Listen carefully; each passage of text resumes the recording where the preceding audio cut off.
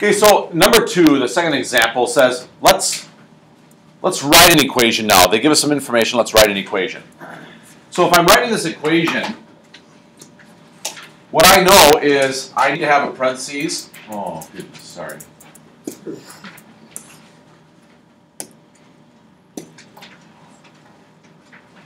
I need to have an equation that has an x thing and a y thing in it. So I put my parentheses, and I have x, and then it says the center is at 4, 2, so I'm going to go with x minus 4, parentheses.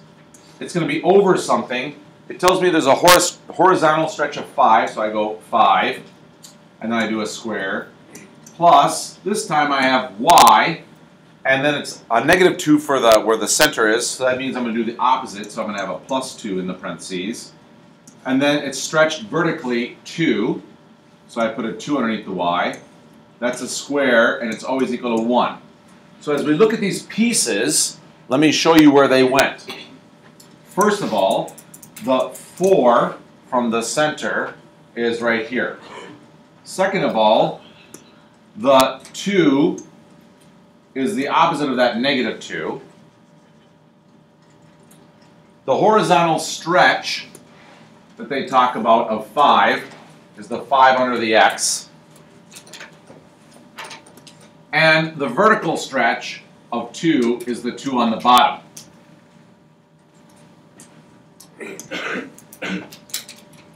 If I were to rewrite this thing without any kind of parentheses on the bottom or fraction on the, well, I shouldn't say it that way, without the 5 and the 2 being contained inside, sometimes they write them like this.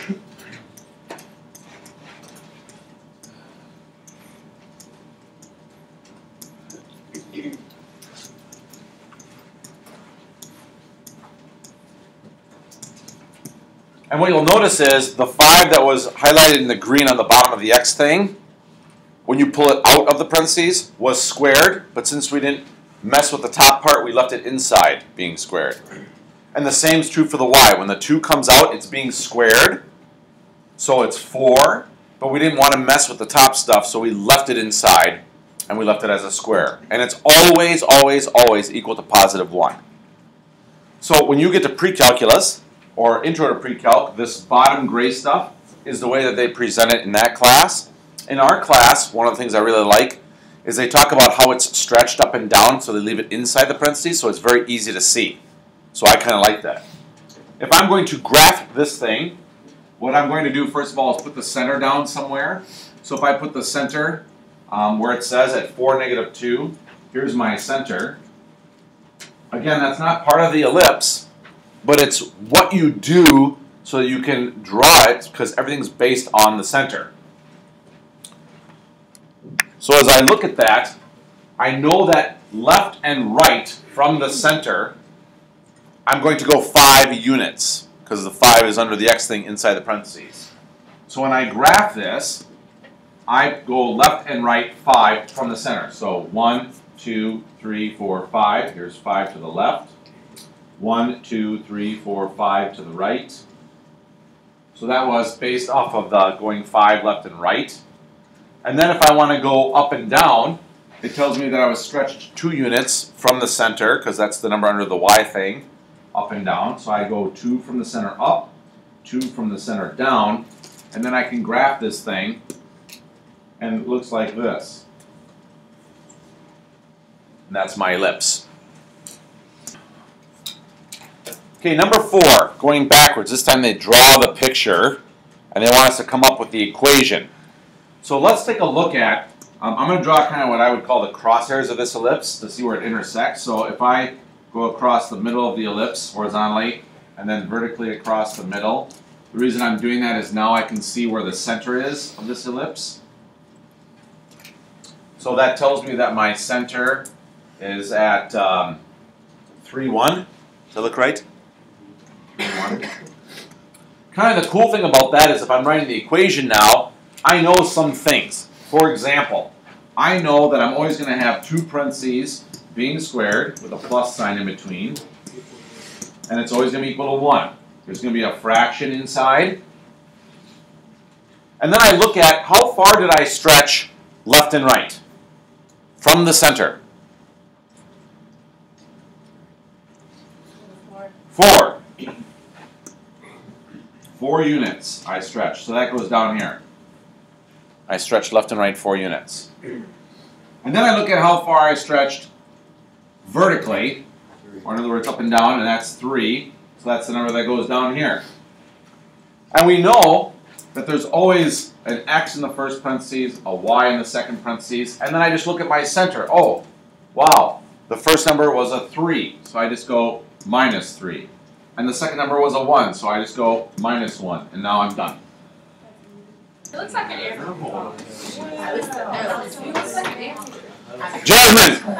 Or should I say Jasminian devil? What happened I don't know. here? I know it went down. Did it go down? Down. Close. Not exactly. Daniel, I got it wrong. what happened with this one? Is there a reflection? Over? 1. Yeah. No, it's not over. Over? What does it flip over? Y. Yeah. X. No, no. The x-axis. Y. X. Up and down. Over. So to the left or to the right? So it flipped over Right, The the X. the x-axis. We're going to use the word reflected.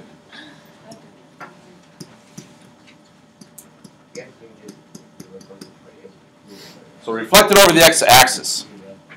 In the next one, we're talking about a square root graph, and you see that it's been divided by 4. But really, if you pull that 4 out from underneath the square root, the square root of 4 is 2. So it's really like, oh my goodness, it's really like 1/2 the square root of x, because the 2 would be on the bottom. So what happened to this graph? Shrunk, or got a slower rate or something like that. So we say shrunk maybe by a factor of 2. Or it's half as big as the previous square root was.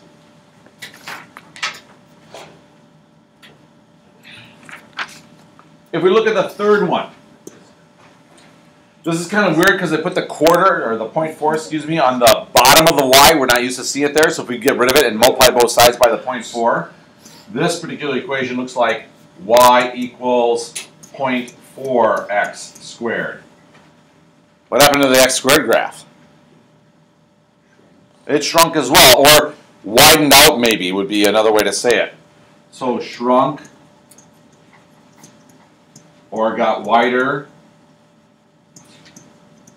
by 0.4. And maybe you would say this is shrunk vertically.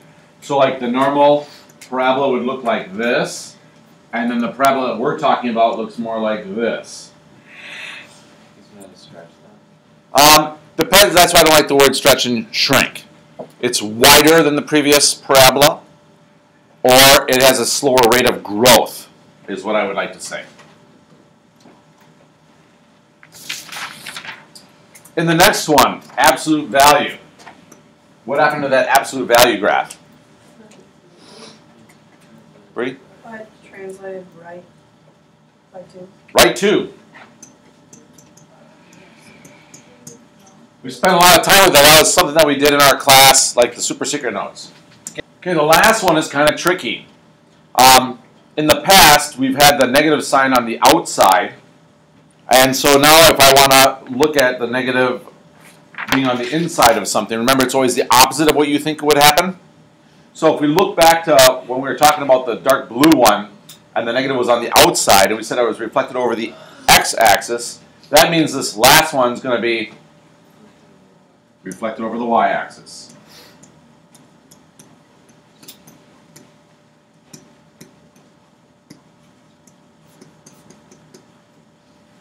So on the inside, it's the opposite of what you would think, just like when we were talking about our ellipses and our circles.